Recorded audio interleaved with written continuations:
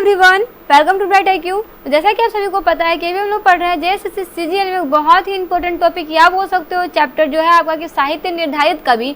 इसमें हम लोग सारे कवि के बारे में डिटेल्स में स्टडी कर रहे हैं। बेसिकली हम लोग विद्यापति के बारे में स्टडी कर चुके हैं, कबीर दास के बारे में भी हम लोग स्टडी कर रहे हैं, बहुत सारे क्वेश्चन कुछ में स्टडी किए हैं प्रीवियस पार्ट में, और इसके बाद में हम लोग सूरदास से रिलेटेड सारे इंपॉर्टेंट क्वेश्चन को कवर करने वाले हैं MCQ के फॉर्म में। तो चलिए बिना लेट के हम लोग स्टार्ट करते हैं क्वेश्चन से। आपका पार्ट 3 का क्वेश्चन नंबर फर्स्ट है कि कोहरा शब्द किसके लिए प्रयोग किया गया है। तो कोहरा शब्द जो है ना वो किसके लिए प्रयोग किया गया, तो वो बेसिकली आपका ईश्वर के लिए प्रयोग किया गया है ना। देखिए अभी हम लोग बेसिकली किसके बारे में पढ़ रहे हैं, कबीर जी की रचना के बारे में पढ़ रहे हैं कि कबीर जी ने जितने भी रचना किए हैं उनसे रिलेटेड जो भी इंपॉर्टेंट क्वेश्चन बन सकते हैं जो आपका प्रीवियस ईयर पे भी आधारित है। चलिए वही नेक्स्ट क्वेश्चन है आपके पास कि कोहरा शब्द किसके लिए प्रयोग किया गया है। तो कोहरा शब्द जो है ना वो आपका ईश्वर के लिए प्रयोग किया गया है। ये किनका शब्द है, ये सारा आपका कबीर दास जी का शब्द है ना। वही नेक्स्ट क्वेश्चन है आपके पास कि कबीर ने तू ही किसके लिए प्रयोग किया है। तो कबीर ने तू ही शब्द जो है वो किसके लिए प्रयोग किया है। तो जी हाँ, इसका करेक्ट आंसर क्या हो जाएगा कि ये आपका परमात्मा के लिए प्रयोग किया है। तू ही शब्द किसके लिए, यहाँ पे तू होगा ना, चंद्र बिंदु यहाँ पे ऊपर में होगा, ठीक है। तो तू ही शब्द किसके लिए प्रयोग किया है, तो वो है आपका कि परमात्मा के लिए प्रयोग किया है ना। चलिए वही नेक्स्ट क्वेश्चन है आपके पास कि कबीर के अनुसार किसे देखकर गर्व नहीं करना चाहिए। तो कबीर के अनुसार ना माया को देखकर गर्व नहीं करना चाहिए। माया बहुत खतरनाक चीज़ होता है बाबू, इसलिए इसके ऊपर कभी भी गर्व नहीं करना चाहिए। चलिए वही नेक्स्ट क्वेश्चन है आपके पास कि जगत किसे देखकर आकृष्ट हो जाता है। तो जगत जो है ना वो बेसिकली माया को देखकर आकृष्ट हो जाता है कि वाह वो रो रहा है, वो कलप रहा है, तो उसके अंदर बहुत ज़्यादा माया झलकता है ना। इसी को देखकर जगत जो है वो आकृष्ट हो जाता है, जबकि ऐसा नहीं होना चाहिए। वही नेक्स्ट क्वेश्चन है आपके पास कि कबीर के अनुसार मनुष्य निर्भय कब होता है। तो कबीर के अनुसार मनुष्य जो है ना वो निर्भय माया को त्याग करने पर होता है ना। अगर उसके अंदर माया है दैट मीन्स वो निर्भय नहीं है ना। चलिए वही नेक्स्ट क्वेश्चन है आपके पास कि क्या कहने पर जग मारने के लिए दौड़ता है। बताइए क्या कहने पे जग मारने के लिए दौड़ता है। तो जी हाँ, सत्य। अगर आपके पास कोई बहुत अच्छा सा चिकनी चुपड़ी बात कर रहा है, आप उसके बारे में कुछ सत्य बोल दीजिए तो आपके ऊपर भड़क पड़ेगा, है ना। तो जी हाँ, बिल्कुल ये करेक्ट आंसर है कबीर दास के अनुसार कि सत्य बोलने के बाद ना लोग मारने को दौड़ते हैं। चलिए वही नेक्स्ट क्वेश्चन देखते हैं, और नेक्स्ट क्वेश्चन है आपका कि सबके हृदय में क्या व्याप्त रहता है। तो देखिए सबके हृदय में क्या व्याप्त रहता है, ये आपका कबीर दास के अनुसार है ना। तो जी हाँ, सबके हृदय में ईश्वर जो है ना वो व्याप्त करते हैं या फिर व्याप्त रहते हैं। वही नेक्स्ट क्वेश्चन आपका सूरदास से रिलेटेड है। अब हम लोग सूरदास से रिलेटेड सारे क्वेश्चन को स्टडी करने वाले हैं। देखिए सूरदास जी किसके अन्य भक्त हैं। तो जी हाँ, सूरदास जी किसके अन्य भक्त है, तो वो है आपका कि श्री कृष्ण के अन्य भक्त हैं, ठीक है। इसके बारे में हम लोग बहुत सारे क्वेश्चन को स्टडी करने वाले हैं ना, बहुत सारे क्वेश्चन को। देखिए अगर बेसिक से अगर हम लोग देखें तो आपका सूरदास का जन्म जो है, इनका बेसिकली नाम जो है वो आपका सूरदास है। इनका जन्म जो है वो आपका 1478 में हुआ था। मृत्यु जो है वो आपका पारसौली में 1583 को हुआ था। बाकी हम लोग MCQ में सारे क्वेश्चन को स्टडी करते हैं ना।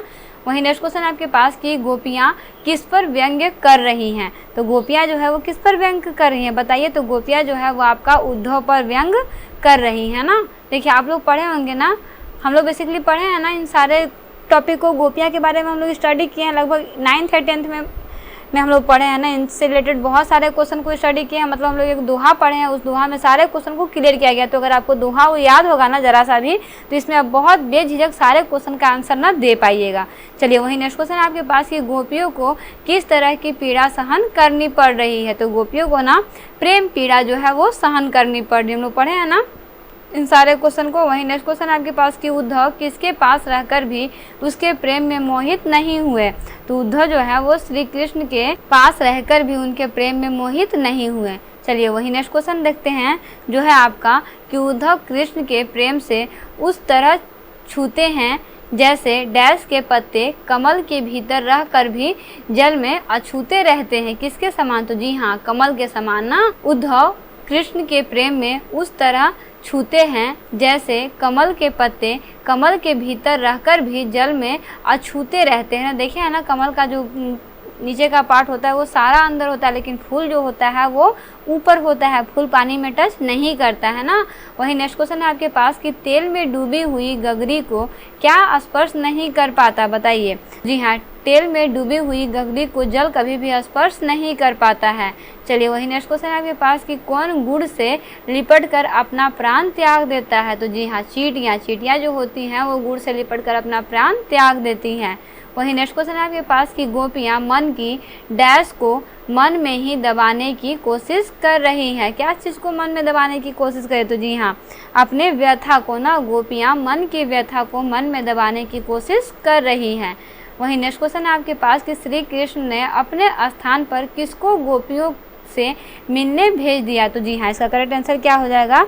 उद्धव को ना, श्री कृष्ण ने अपने स्थान पर उद्धव को गोपियों से मिलने के लिए भेज दिया। चलिए इसी के साथ हम लोग बढ़ते हैं आगे और देखते हैं नेक्स्ट क्वेश्चन जो है आपका कि उद्धव आगमन ने गोपियों की वीर अग्नि को क्या किया? तो जी हाँ, उद्धव आगमन ने गोपियों के वीर अग्नि को प्रज्वलित कर दिया ना। क्या कर दिया? प्रज्वलित कर दिया।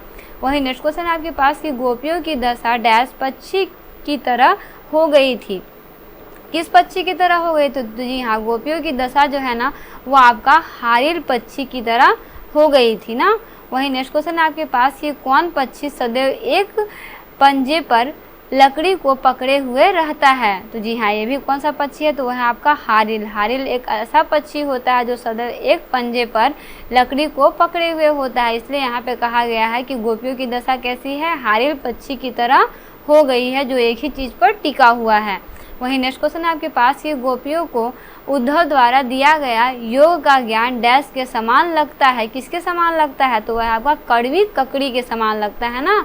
गोपियों को उद्धव द्वारा दिया हुआ ज्ञान जो है वो आपका कड़वी ककड़ी के समान लगता है। वहीं नेक्स्ट क्वेश्चन है आपके पास कि योग का क्या अर्थ है? बताइए, योग का क्या अर्थ होता है? तो जी हाँ, योग का अर्थ क्या होता है? बीमारियां दूर करना, मन को स्वस्थ करना, मन को एकाग्र करना। दैट मीन्स उपरोक्त सभी हो जाएगा ना, कि योग का अर्थ ये सभी होता है। चलिए वही नेक्स्ट क्वेश्चन है, इस पार्ट का लास्ट क्वेश्चन है कि गोपियों को किस प्रकार के उपदेश की ज़रूरत नहीं है? तो गोपियों को योग का उपदेश की ज़रूरत नहीं है, इसे याद रखिएगा ना। किसकी उपदेश की ज़रूरत नहीं है? तो योग की उपदेश की ज़रूरत नहीं है। चलिए, आपका बहुत छोटा सा पार्ट था, बहुत इंपॉर्टेंट पार्ट था। हम लोग मिलते हैं नेक्स्ट वीडियो में और एक इंपॉर्टेंट पार्ट के साथ। क्वेश्चन के साथ बने रहिए। अगर आपको मज़ा आ रहा है तो सारे क्वेश्चन को अच्छे से एंजॉय कीजिए। बहुत ईजी क्वेश्चन है, बहुत इंपॉर्टेंट क्वेश्चन है, बिल्कुल भी मिस मत कीजिए। इससे आपका बहुत कम से कम 2 से 3 क्वेश्चन आपका एग्जाम में आता ही आता है। सारे क्वेश्चन को रिवीजन कीजिए। इसमें बहुत सारा क्वेश्चन ऐसा भी है जो प्रीवियस ईयर से उठाया गया है। एग्जाम तो बहुत पहले हुआ था, लेकिन फिर भी ये सारा क्वेश्चन आपका जो है ना वो आपका शिवांगन पब्लिकेशन की बुक से लिया गया है। सारा क्वेश्चन आपका MCQ पे आधारित है, लेकिन आपका बेसिक कॉन्सेप्ट अगर आप नहीं भी पढ़े, सिर्फ MCQ को भी सारे अच्छे से स्टडी कर लेते हैं ना, तो आपको यकीन मानिए कुछ भी पढ़ने का जरूरत नहीं पड़ेगा। तो मिलते हैं नेक्स्ट वीडियो में एक इंपॉर्टेंट पार्ट, एक इंपॉर्टेंट टॉपिक के साथ। कोई भी प्रॉब्लम हो तो भेज दीजिए, कमेंट बॉक्स में कमेंट जरूर कीजिएगा। Thanks for watching, like share and subscribe right IQ।